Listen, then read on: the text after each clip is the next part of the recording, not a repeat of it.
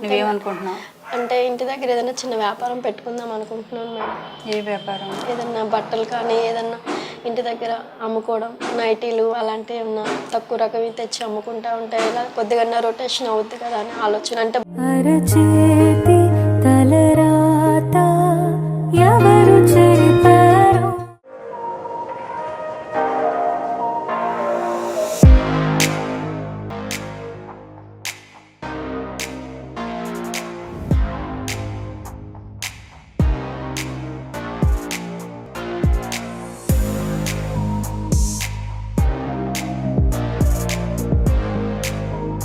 ఆనందం మీద ఎలా కనిపిస్తుంది మేడం?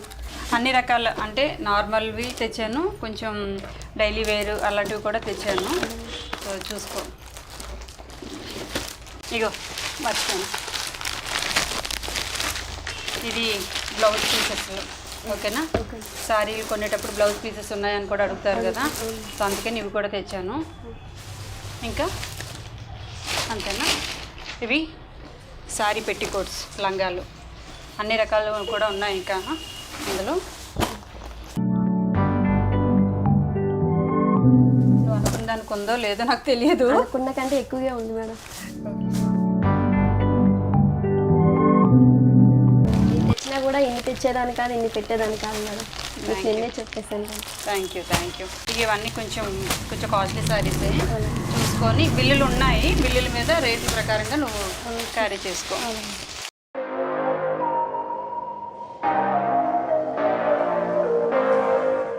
ఇంత కాటన్లోనే 3 కలర్స్. ఈ డైలీ వేరీ శారీస్, ఇంట్లో కట్టుకునే శారీస్ అన్నమాట. ఇవి చాలానే తెచ్చాము, డైలీ వేరీ శారీస్ ఇవన్నీ కూడా.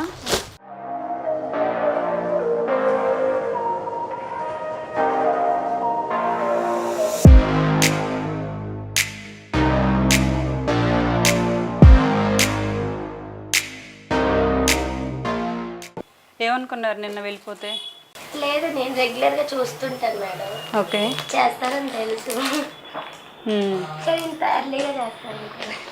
సో ఇందులో ఇంకొక విషయం ఏంటంటే, మీరు మొహమాటానికి వెళ్ళి నేను చాలా కష్టపడి నిన్న అంతా 1 డే అంతా కూడా మీకోసమే నేను షాపింగ్ మీ దగ్గర నుంచి వెళ్ళిన తర్వాత నేను వేరే పని కూడా పెట్టుకోలేదు, ఈ షాపింగ్ అంతానే పెట్టుకున్నాను నేను.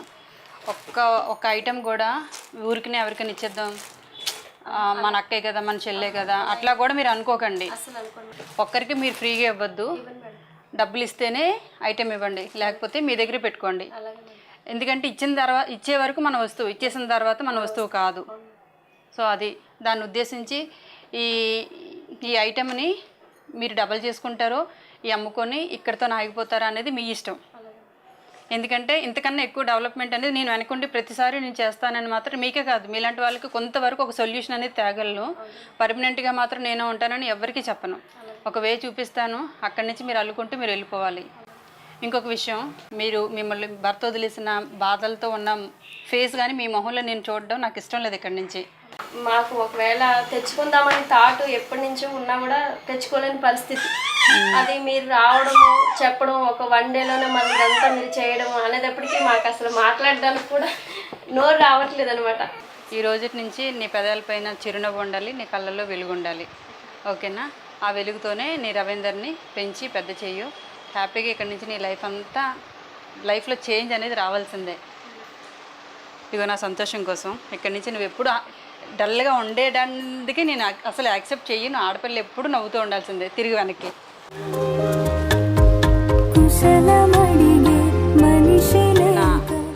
నీ లైఫ్లో ఫస్ట్ టర్నింగ్ ఇదే అనుకో.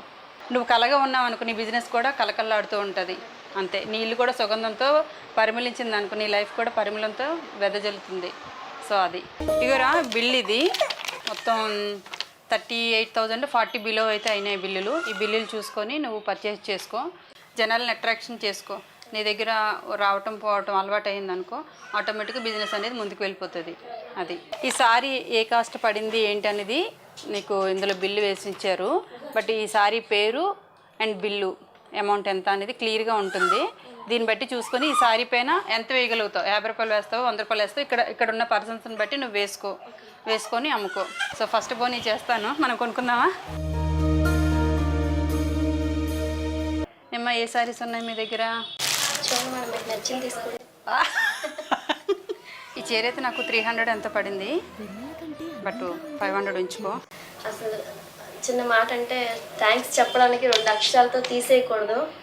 అంటే మా చుట్టాలు బంధువులు అంతమంది ఉన్నా కూడా ఎవరు కూడా ఇంత కేర్ తీసుకొని చూసుండరు. కానీ మేడం గారికి చిన్న థ్యాంక్స్ అని చెప్పి ఆవిడని కించపరచలేను అనమాట.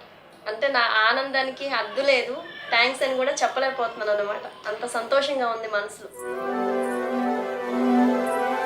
ఇది ఒక లైఫ్ చూపించడం కాదు, నేను బ్రతికినంత కాలం నా బిడ్డ ఉన్నంత కాలం కూడా నాకు ఒక ఆధారం అన్నమాట. ముందు ఒక అడుగు చూపించిన అసలు దేంతో పోల్చాలో కూడా తెలియట్లేదు నాకు. అంత సంతోషంగా ఉంది. మా తల్లిదండ్రులు కానీ, నాకున్న బంధువులు కానీ, అక్క చెల్లెలు కూడా నువ్వు ఇలా బ్రతకాలనేసి ఒక్క రోజులో నిన్న మధ్యాహ్నం 1 గంట ఆ ప్రాంతంలో వచ్చి మళ్ళీ వెంటనే ఈ ఒక్క రోజులోనే మళ్ళీ ఇదంతా ఒక 40,000 దాంట్లో చేయగలిగారంటే మేడం గారు, దాన్ని మనం దేంతో కూడా పోల్చు. అంటే ఇది ఒక చిన్న సహాయమే కాదు, నేను బ్రతికున్నంత కాలం, నా బిడ్డ బ్రతికున్నంత కాలం కూడా మాకు చాలా ఆధారం అన్నమాట ఇది.